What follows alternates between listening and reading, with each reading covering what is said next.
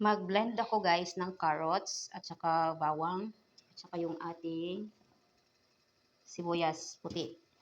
Kasi meron akong lumpiang rolls, spring, at saka meron tayong chili. Ayan. So, i-blend ko na to guys, no?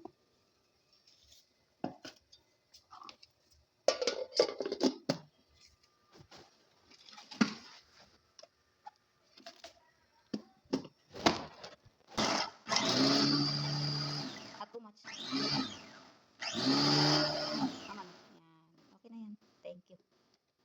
Yay! Okay na yan. Perfect. Very practical lang. Hindi mo na kailangan. Oh, one more pa nga. Just here. Medyo malaki na. Ano? Turn. Like that. Shaking. Yan. Okay na. Medyo maano pa.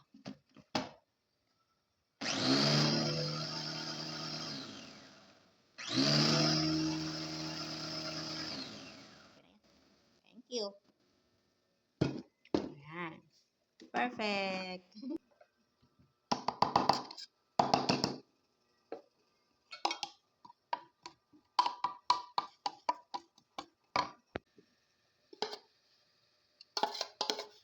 So, i-blend lang siya ng konti guys, no? Ayan.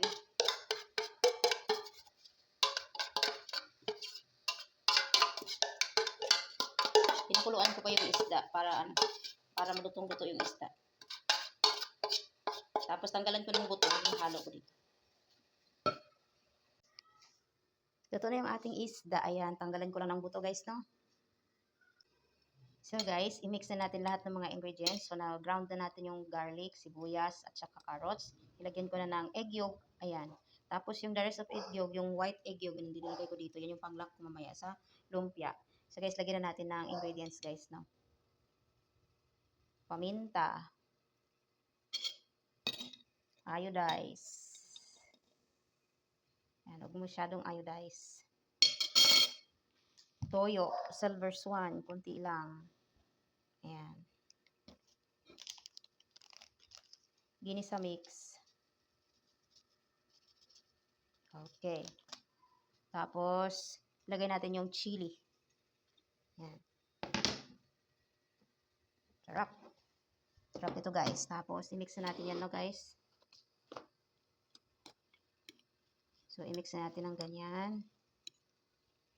Tapos, ilagay natin yung ating isda.